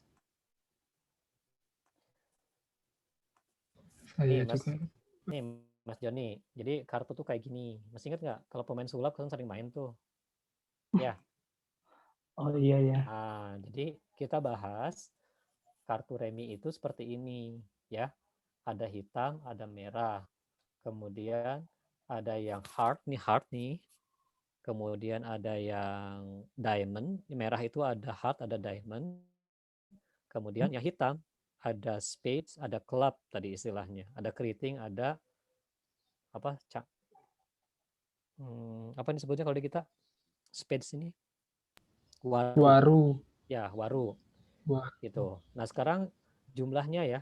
Jadi ini saya supaya nyambung. Bentar. Oke, ini supaya nyambung. Copy image.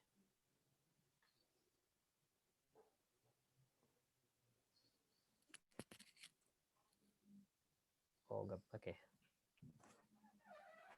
Nah, supaya visual. Oh, thank you.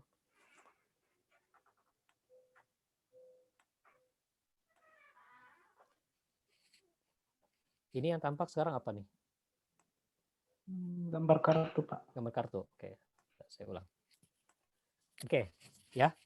Sekarang kita perjelas jumlahnya. Kita bagi kartu ini menjadi dua warna.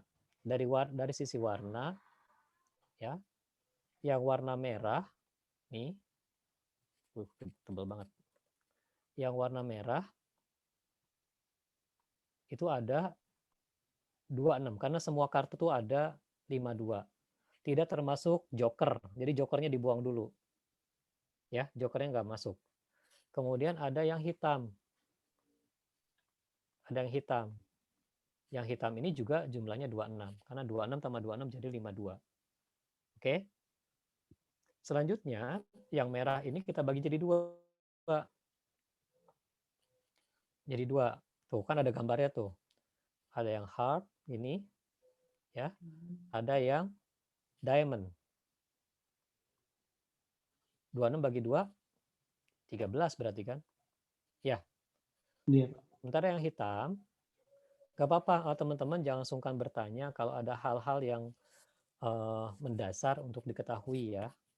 Jadi belajar itu nggak harus kelihatan canggih, tapi harus menuju ke paham. Ini disebutnya spades atau waru, spade atau waru. Yang keriting ini disebutnya club, ya club. Nah, ini juga sama 13-13. Nah masing-masing 13 ini ada as, ya ini ada as, A itu as ya. 13 kartu itu terdiri dari as atau A 1, 2, 3, 4, 5, 6, 7, 8, 9, 10. Udah 11 kan ya. Ditambah ada Jack. Ini Jack nih. Jack itu adalah pangeran. Kemudian Queen itu ratu. Ada King, raja. Nah inilah 13 kartunya. Nah sekarang kalau misalkan saya nyabut dari sekumpulan kartu sebanyak 4 kartu. Nah, sekarang yang dicabut berapa kartu? Dicabut, ini eksperimennya, dicabut 4 kartu.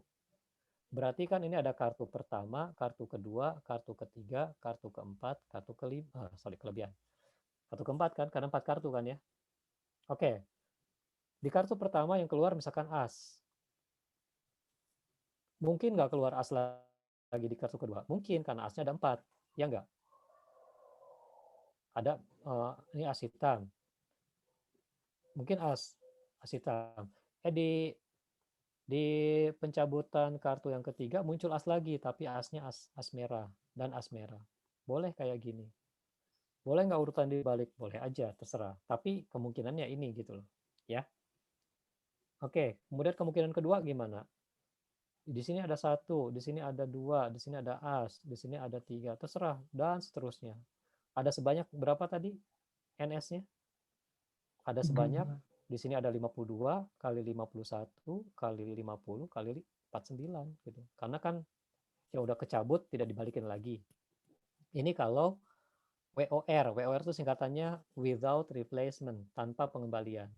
Tapi kalau dengan pengembalian WR, nanti ada sebanyak 52 kali 52 kali 52 kali 52. Kenapa begini? Karena kartu yang sudah tercabut dikembalikan lagi ke tumpukan kartu, sehingga total pencabutan kartu berikutnya masih tetap sama 52. Itu bedanya WR dengan WOR. With replacement dengan without replacement. Sampai sini clear nggak, Joni? Bapak. Ya. Bapak, maaf Ya, itu silakan. kok 1 ya? 1 itu bukannya sama aja dengan as ya, Pak? Oh ya, sorry. Betul. Makasih dikoreksi. Ya. Nggak ada 1 ya. Di kartu itu adanya as. Oke, thank you. Sampai di sini paham, Joni, tentang kartu? Iya, Pak. Yang ini dicabut 4. Itu belum paham di situ, Pak. Dia ditarik maksudnya. Kartunya tuh kan numpuk, ditarik Kartunya, satu. kan kartunya ini as 1, 2, 3. Mm-mm. Terus ini yang ditarik 4. Terus? Oh, ini baru penarikannya, ya. Oke, nah sekarang apa eventnya? Eventnya kita memperhatikan kartu as, gitu ya.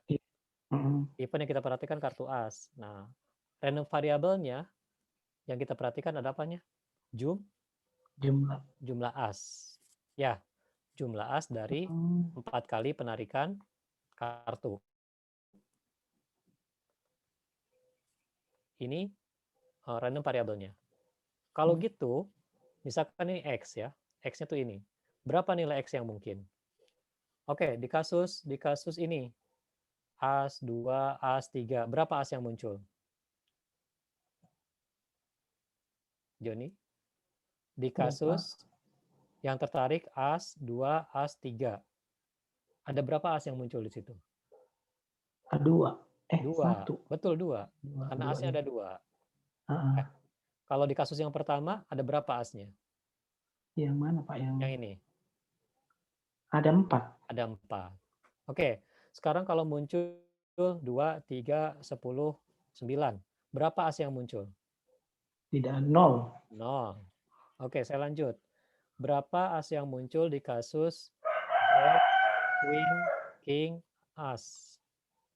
1. 1. Berapa as yang muncul di kasus 2, 4, king, queen? 0. 0. Ya, berapapun kombinasi yang dimunculkan, nanti nilai random variable yang muncul hanya ada 0, 1, 2. Oke. Satu lagi case-nya, Joni. Pertama 2, berikutnya as, ketiga as, keempat as. Berapa yang muncul? Berapa as yang muncul? 3. 3. Kalau kasusnya dibalik, as, kemudian di sini jack, berapa as yang muncul? 2. 2 apa 3? 3. 3. Ya. Jadi berapapun kita ulangi, ya eksperimen kita ulangi, maka nilai X itu hanya akan ada angka 0, 1, 2, 3, dan 4. Betul nggak? Nggak lebih dari ini kan ya? Nah, inilah nilai dari random variabelnya. Nah, di minggu depan tuh pertanyaannya kan gini. Ini saya buka pelajaran sampai minggu depan ya. Ketika kita tahu bahwa XE ya, X itu untuk kartu tadi 0, 1, 2, 3, 4. Oke. Pertanyaannya gini di minggu depan tuh, berapa peluangnya? Nah, gitu. Berapa peluangnya bahwa as tidak tercabut sama sekali di 4 kali penarikan kartu? Berapa peluangnya untuk 1, 2, 3? Nah, ini pertanyaan buat minggu depan. Jadi pelajaran kita hari ini baru sampai sini, menentukan nilai dari random variable. Minggu depan kita akan belajar berapa peluangnya tercabut as sama sekali tidak tercabut di pencabutan 4 kartu dari kartu remi. Atau saya balik deh ke pelemparan dadu ya. Yang dari yang sederhana dulu untuk pengantar belajar minggu depan. Jangan dadu, koin dulu. Koin yang ada angka gambar dilempar 1 kali ya, 1 kali pelemparan. Oke. Sampel space-nya apa tadi? Cuma angka dan gambar. Ya. Kemudian X-nya adalah jumlah, ini saya nulis ya, jumlah angka. Gitu kan ya? Maka X yang mungkin adalah berapa? Hanya 0 dan 1. Gitu kan ya? 0 itu untuk untuk G ya. Untuk G dan 1 untuk A. Kan gitu ya? Iya. Nah, minggu depan akan ditanya berapa peluangnya. Berapa peluangnya? Tidak tahu. Nggak tahu. Kan total sampelnya ada 2. Ya. Iya. Berapa peluang muncul di sini? Berapa peluang muncul gambar gitu gambarnya? Peluang muncul gambar. Setengah kan ya? Kan gambar cuma 1. Total sampelnya ada 2. Setengah. Berapa peluang munculnya angka? Setengah juga bukan? Nah, ketika ini dijumlahkan, hasilnya 1. Memenuhi tadi definisi bahwa discrete random variable peluang masing-masingnya harus 0. Tadi kan tulisannya gini ya. Fx lebih besar dari 0 dan sigma dari Fx untuk semua X harus sama dengan 1. Sudah terbukti bahwa peluangnya lebih besar dari 0 dan jumlahan semuanya adalah 1. Nah, itulah pengertian dari distribusi peluang, probability density function, atau discrete probability density function. Nah, ini kita bicara minggu depannya seperti ini. Jadi karena saya membahasnya pelan-pelan dari sini dulu, ya, nanti ke sini, sehingga kalau teman-teman bermasalah di sini akan bermasalah juga di penentuan sininya. Itu maksud saya, kenapa kita harus belajarnya pelan-pelan. Oke, sebagai gambaran, kalau 2 koin tadi 2 koin dilempar, ya, 2 koin dilempar, maka ruang sampelnya apa aja? Angka-angka, angka gambar, gambar angka, dan gambar-gambar. Gitu kan ya? Gambar-gambar. Ya. Paham ya? Oke, sekarang eventnya apa? Eventnya saya saya fokus di angka.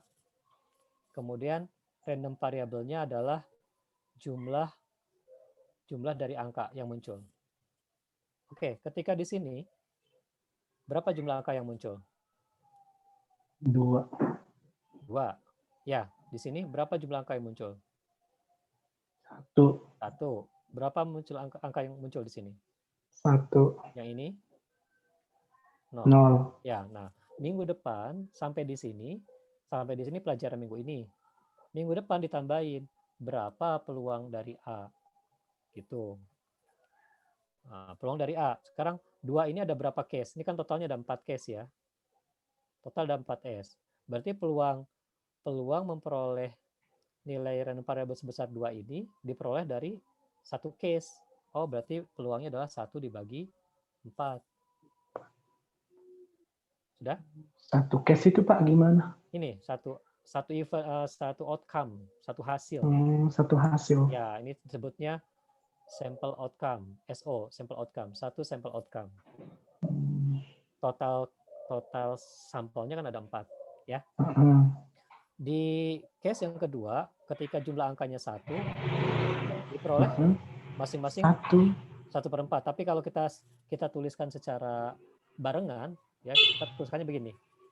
Fx akan sama dengan 0, 1, dan 2. Ya, 0, 1, dan 2 kan tadi. Ya. Untuk kasus yang 2 nih, peluangnya berapa tadi? Sorry. Nulisnya nggak gini. X sama dengan 0, 1, dan 2. Nah, ketika kita tuliskan dalam bentuk peluang, yang 0 ini akan menjadi berapa? Yang 1 akan menjadi berapa? 2 akan menjadi berapa? Oke.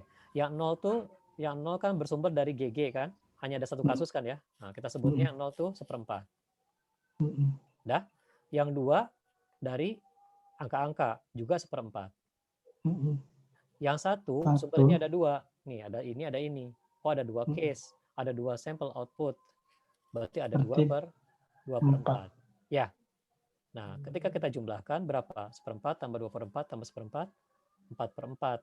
Atau 1. Lagi-lagi, memenuhi kriteria tadi, bahwa peluang setiap random variable, setiap nilai dari random variable adalah lebih besar dari 0. Itu yang pertama. Yang kedua, jumlahan dari semua peluang, gini ya, dari semua peluang adalah 1. Selalu ini yang dibahas. Kalau teman-teman tidak memperoleh angka 1, pasti ada yang keliru. Oke? Oke, Pak. Ya, kalau teman-teman buka coba latihan 1 di bukunya Angel, exercise di halaman berapa nih? Nih. Di halaman 83. Ini case-nya adalah melempar dadu bermata 4, gitu kan ya. Kemudian ini random variabelnya menjumlahkan mata dadunya, mengurangi mata dadunya, dan memangkatkan 2. Nah, yang ditanya apa? Disuruh menggambarkan PDF-nya, kemudian gambarkan grafik untuk CDF-nya, untuk kasus-kasus ini. Nah, itu akan kita bahas minggu depan. Tapi tahapannya harus clear. Kita paham apa dulu nih minggu ini? Kita harus paham random variable dan cara menentukan nilai dari random variabelnya. Kalau ini bermasalah, ke belakang akan bermasalah terus. Kuncinya itu.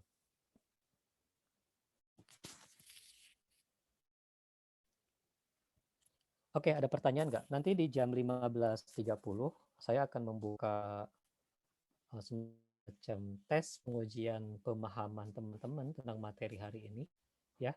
Dan itu akan menjadi bagian dari responsi pembelajaran kita hari ini. 11 menit lagi. Silakan, ada yang bertanya nggak? Secara materi saya sudah sampaikan materi hari ini. Mari kita lihat buku band-nya, apa aja yang disajikan di sana. Pertama, teman-teman diperkenalkan tentang definisi random variable, ya. Kemudian diberikan contoh-contoh random variabelnya. Tadi saya sudah kupas. Selanjutnya masalah penulisan. Concept of random variable permit us to associate with any sample space S, ya, di buku Ben ini menggunakan S sebagai sample space. Kemudian dengan real number. Nah, nulisnya kayak gini nih teman-teman nih. Tuh. Jadi B sama dengan E sedemikian rupa sehingga E adalah elemen dari sample space dan XE, nilai dari random variable X, adalah elemen dari A. A itu adalah eventnya. A ini adalah eventnya, ya. Bahwa ini adalah suatu event underlying sample space S, even though A and B are subset of different spaces, they usually are referred to equivalent events. Jadi kalau misalkan B itu dari ruang sampel yang berbeda, dia akan sebut equivalent event kalau memenuhi kriteria seperti ini, bahwa peluang X elemen A itu sama dengan peluang dari B. Nah, notasi PX elemen A ini bisa juga digambarkan sebagai PX kurung buka A. Nah, ini ada di persamaan 212 yang ini nih, ya, 212. This define a set function on collection of real valued events, and it can be shown to satisfy the three basic condition of probability set function as given di definisi 131. Definisi 131 di pelajaran Stat ini langsung dilewat karena teman-teman dianggap sudah mempelajari teori peluang di SMA. Nah, ini tadi 131 ya. Definisi 131 dicari di sini.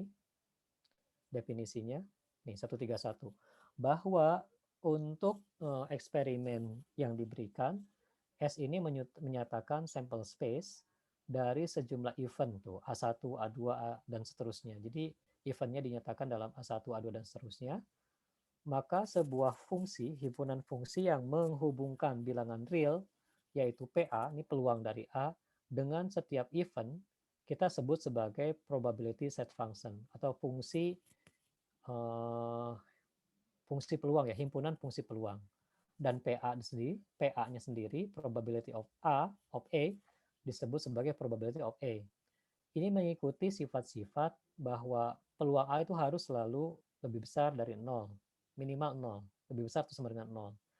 Yang kedua, peluang dari sample space pasti terjadi adalah 1. Dan peluang gabungan dari setiap event adalah penjumlahan dari peluang setiap event jika event-event itu adalah mutually exclusive. Nah, ini definisi 131. Jadi, ketika teman-teman belajar memahami chapter 2 ini, mohon di seminggu ke depan teman-teman membaca chapter 1, ya, chapter probability, supaya ke depannya bisa lebih paham. Karena dianggapnya teman-teman sudah belajar peluang di SMA, maka di kuliah ini langsung ke random variable. Gitu. Ya, nah itu penjelasannya. Silahkan deh dikulik ya. Jadi tadi ada istilah equivalent event. Jadi dua event yang bersumber dari sample space yang berbeda, tapi dia equivalent. Nanti ada pembuktian-pembuktiannya. Kemudian ini dibahas contoh-contohnya, ya.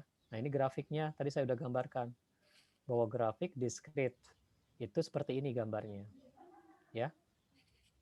Kemudian ini ada contoh lain, bisa dibaca oleh teman-teman, ya.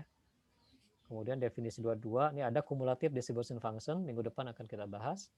Yang dimaksud CDF adalah sebuah random variable X yang didefinisikan bahwa F-nya huruf besar, peluang X kurang dari atau sama dengan X. Nah, ini kumulatifnya dari tanda kurang dari atau sama dengan X.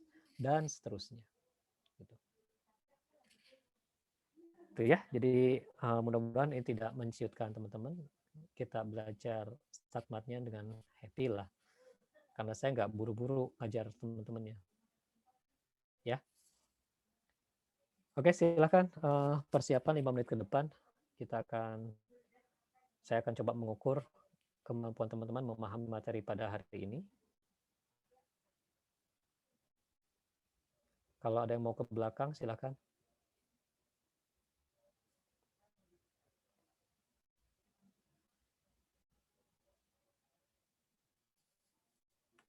Izin Pak Suryana untuk Silakan. responsi gimana ya Pak? Kita Ya, screenshot hasil itu aja Pak. kan nanti ada laporan ya, laporan apa pengisian ya. Iya. Kan harus hari ini selesai juga, karena nggak banyak. Saya hanya memberikan 10 soal dan itu menjadi responsinya. Silakan kamu di screenshot juga boleh sebagai tanda responsi ya. Oke. Oke, Terima kasih. sama-sama.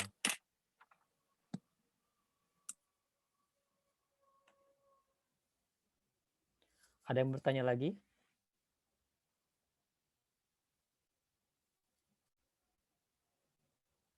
Pak, tadi tadi kurang maksud di eksperimen. Eksperimen itu harus berupa patokan yang berupa angka ya Pak ya? Nggak harus. Kalau eksperimen ini nggak harus. Nanti ketika sudah jadi random variable menjadi harus. Jadi yang harus angka itu adalah random variabelnya. Paham nggak? Paham Pak. Jadi yang harus angka itu adalah random variabelnya. Baik Pak, terima kasih. Sama-sama.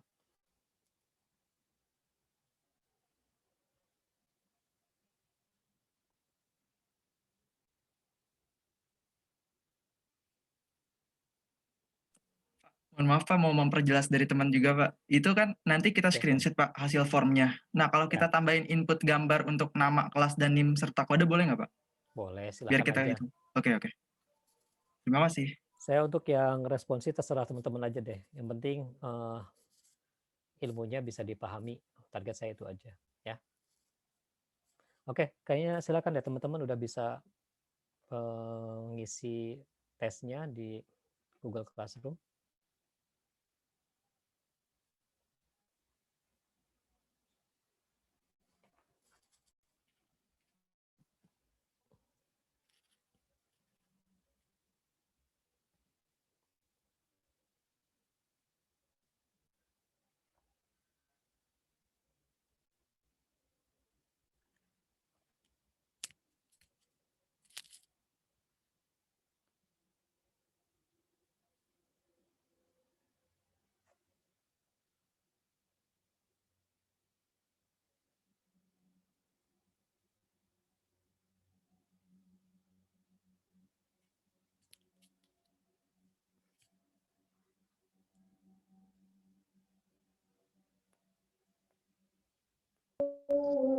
Astagfirullah. Kenapa astagfirullah bukannya dijawab Allahu Akbar?